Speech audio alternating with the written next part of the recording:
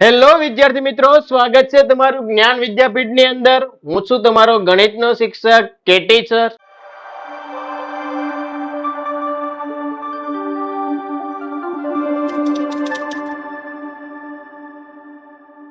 સૌપ્રથમ આજે આપણે ભણવા જઈ રહ્યા છીએ પ્રકરણ નંબર 2 બહુપદીની અંદર સ્વાધ્યાય 2.2 પ્રશ્ન 2 ની અંદર લાસ્ટ એક્ઝામ્પલ એટલે કે છઠ્ઠો દાખલો. આ ચેપ્ટર નો લાસ્ટ એક્ઝામ્પલ છે. તો સૌપ્રથમ જે વિદ્યાર્થી મિત્રોએ આ ચેનલ ને લાઈક નથી કરેલી તો સૌપ્રથમ લાઈક કરો, ફોલો કરો, શેર કરો અને લાસ્ટમાં એટલે કે સબસ્ક્રાઇબ કરો. ખાસ સબસ્ક્રાઇબ કરવું છે. શા માટે સબસ્ક્રાઇબ કરવું? જો કે આગળના જે લેક્ચરના YouTube પર વિડિયો જે મૂકવામાં આવે છે એ વિડિયોની લિંક તમને સરળતાથી મળી જાય, તમને ખ્યાલ આવી જાય કે નવો વિડિયો અપલોડ થઈ ગયેલો છે. એટલા માટે સૌપ્રથમ આ વિડીયોને સબસ્ક્રાઇબ કરો, આ લિંકને સબસ્ક્રાઇબ કરો, તમારા મિત્રો સાથે પણ શેર કરો. ઓકે, તો આગળ જઈએ. સ્વાધ્યાય 2.2 ની અંદર પ્રશ્ન 2 ની અંદર લાસ્ટ એક્ઝામ્પલ છે આ ચેપ્ટરનો. ખાસ ધ્યાનથી જોવો, સમજો.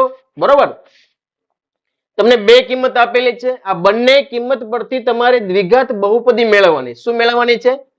દ્વિઘાત બહુપદી. યસ, દ્વિઘાત બહુપદી.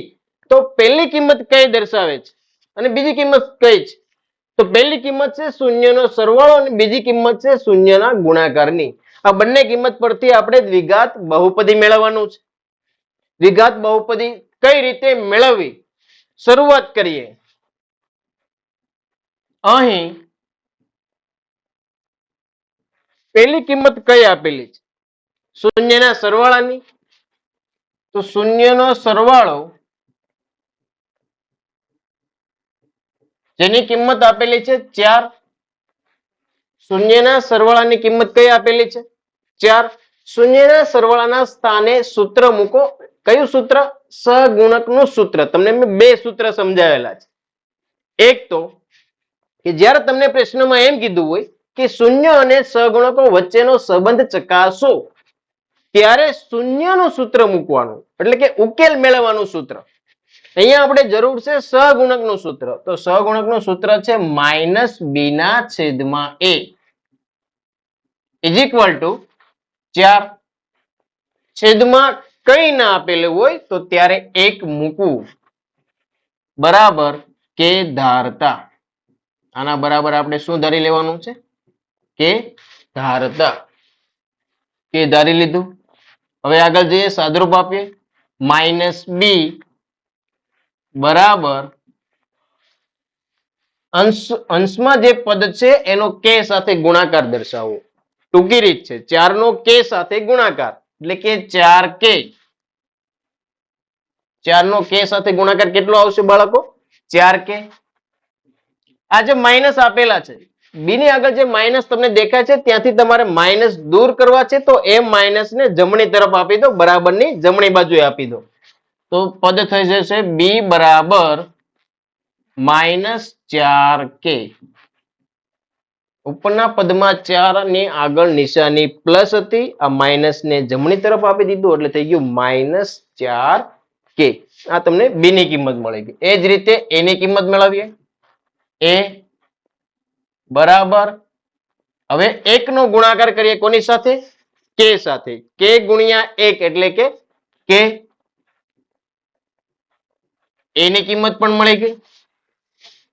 a અને b ની કિંમત મળી ગઈ. ખ્યાલ આવી ગયો? હવે આગળ જઈએ, બીજી કિંમતનો ઉપયોગ કરીએ એટલે કે શૂન્યના ગુણાકારનો. શૂન્યનો ગુણાકાર કેટલી આપેલી? શૂન્યના ગુણાકારની કિંમત 1. કેટલી આપેલી છે? 1. સૂત્ર મૂકીએ. c ના છેદમાં a બરાબર 1.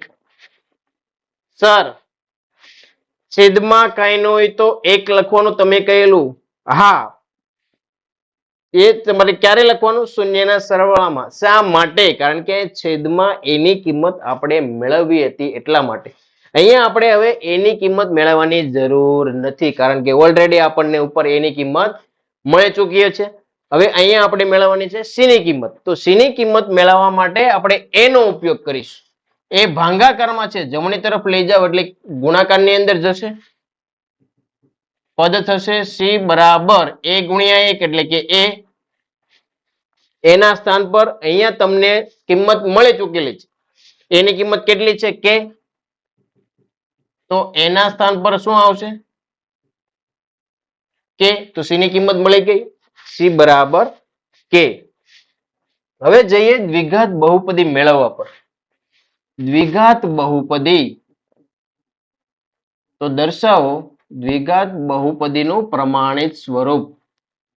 જો બાળકો દ્વિઘાત બહુપદીનું પ્રમાણિત સ્વરૂપ, જે પ્રશ્ન તમને એક ગોળની અંદર પણ પૂછાય, દ્વિઘાત બહુપદીનું પ્રમાણિત સ્વરૂપ અથવા તો વ્યાપક સ્વરૂપ જણાવો, તો તમને ખ્યાલ હોવો જોઈએ શું છે વ્યાપક સ્વરૂપ એનું, તો કે ax² plus bx plus c.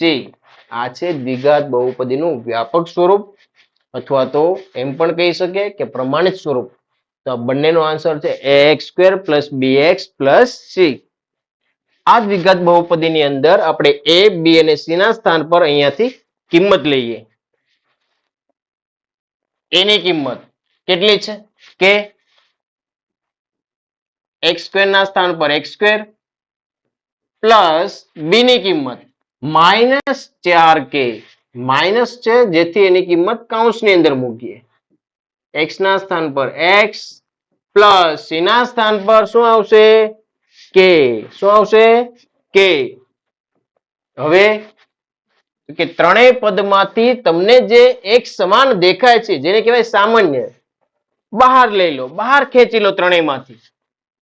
ત્રણેયમાંથી સામાન્ય શું દેખાય છે કે, તો કે ને બહાર લઈ લો. હવે કૌંસની અંદર શું વધે છે દર્શાવો, તો અહીંયા છે પહેલા પદમાં x², અહીંયા સાદુરૂપ આપીશું, બંનેનો ગુણાકાર દર્શાવીશું, બંને કિંમતનો એટલે કે નિશાનીનો, પ્લસ માઇનસ, -4 ના 4 કે સામાન્ય, અહીંયા શું વધે x પ્લસ કે સામાન્ય લઈ લીધો, તો અહીંયા શું વધશે, કઈ નહીં, કે સામાન્ય લીધો તો એના સ્થાન પર હવે વધશે 1. કારણ કે તમને આગળની જ લિંકની અંદર જણાવી દીધું છે કે કોઈ પણ સંખ્યા હોય એમની સાથે એક ગુણાકાર સ્વરૂપે જોડાયેલો હોય છે. તો આ છે તમારું દ્વિઘાત બહુપદી x² - 4x પ્લસ 1. તો બાળકો અહીંયા આ ચેપ્ટર ફિનિશ થાય છે. ચેપ્ટર નંબર 2 બહુપદી, જે ચેપ્ટર બોર્ડની પરીક્ષામાં તમને 4 ગુણની અંદર પૂછે, જેમાં વિભાગ 2 ની અંદર 2 ગુણનો જે પ્રશ્ન પૂછાય તે પ્રશ્ન સ્વાધ્યાય 2.2 ના પ્રશ્ન 1 માંથી અથવા તો પ્રશ્ન 2 માંથી જ પૂછાય છે. તો આ સ્વાધ્યાય 2.2 ગણવાનું ભૂલતા નહીં, બરોબર. બંને પ્રશ્નની પ્રશ્ન 1 અને પ્રશ્ન 2 બંનેને 2 થી 3 વાર પ્રેક્ટિસ કરજો, બરોબર. તમને એક્ઝામ્પલ આવડી જાય તો અન્ય એક્ઝામ્પલ લઈ તેમની પણ પ્રેક્ટિસ કરજો, જેથી 2 ગુણ તમારા કટ ના થાય. જો કોઈ પણ પ્રશ્નની અંદર તમને ડાઉટ હોય તો તમારે YouTube પર જઈને કઈ રીતે તે સરળતાથી મેળવવું, તો ત્યાં અહીંયા તમને સમજાવું છું. માની લો કે તમને સ્વાધ્યાય 2.2 ની અંદર પ્રશ્ન 1 ની અંદર ત્રીજો દાખલો સમજવો છે, તેમાં તમને ડાઉટ છે, તો YouTube પર જઈ સર્ચ બટન પર ક્લિક કરો. ત્યાં જઈને ગુજરાતીમાં અથવા તો ઇંગ્લિશમાં એટલે ઇંગ્લિશ લેંગ્વેજ યુઝ નથી કરવાની, જે તમે ટાઈપિંગમાં યુઝ કરો છો એ લેંગ્વેજ યુઝ કરો. એટલે કે સ્વાધ્યાય કયું 2.2 પહેલો પ્રશ્ન સમજવો છે, એક્ઝામ્પલ નંબર 3. પણ તમે વચ્ચે લખવાનું ભૂલી ગયા કે કયા પ્રશ્નોનો એક્ઝામ્પલ નંબર 3, તો વ્યવસ્થિત તમને એ લિંક મળી જશે ફટાફટ. તો સૌપ્રથમ એ દર્શાવો કે પ્રશ્ન 1 નો એક્ઝામ્પલ નંબર 3, પછી પાછળ દર્શાવો કે @જ્ઞાન વિદ્યાપીઠ. તો તમને તરત જ જ્ઞાન વિદ્યાપીઠની અંદર જે આ પ્રશ્ન સમજાવેલો છે ડાયરેક્ટ જ તમને તે મળી જશે એકદમ સરળતાથી. ખાસ ધ્યાન રહે, અહીંયા જે સ્પેલિંગ તમે લખો છો ડી પછી એચ લખવાનું ના ભૂલતા, કારણ કે વિદ્યાપીઠના 2 સ્પેલિંગ છે, ડી પછી એચ લખેલું પણ છે, ઘણામાં નથી પણ લખેલું. તો આપણે સ્પેલિંગમાં આવે છે ડી પછી એચ. તો આ જ રીતે ઇંગ્લિશમાં અથવા તો ગુજરાતીની અંદર પણ લઈ શકો લખી શકો છો કે સ્વાધ્યાય 2.2 પ્રશ્ન 1 નો દાખલા નંબર 3 જ્ઞાન વિદ્યાપીઠ. તો આ રીતે તમે આ યુટ્યુબ ની અંદર જઈ સર્ચ મારશો તો ડાયરેક્ટ જ્ઞાન વિદ્યાપીઠના જે પણ લેક્ચર્સ છે, જે પણ દાખલાનો તમને ડાઉટ છે, ડાઉટ ક્લિયર થઈ જશે. તો આ વિડીયો લિંકને તમારા મિત્રો સાથે શેર કરો, તમે લાઈક કરો, તમારા મિત્રોને પણ કહો કે લાઈક કરે, શેર કરે અને સબસ્ક્રાઇબ કરે. જલ્દીથી જલ્દી વિડીયો મેળવવા માટે તમે અમારી સાથે જોડાતા રહો, સબસ્ક્રાઇબ કરો, જેથી તમને આગળના વિડીયોની લિંક પણ સરળતાથી મળી રહે. બરોબર છે. હવે આગળ મળીશું નેક્સ્ટ લેક્ચરમાં, ન્યૂ ચેપ્ટર સ્ટાર્ટ કરીએ છીએ.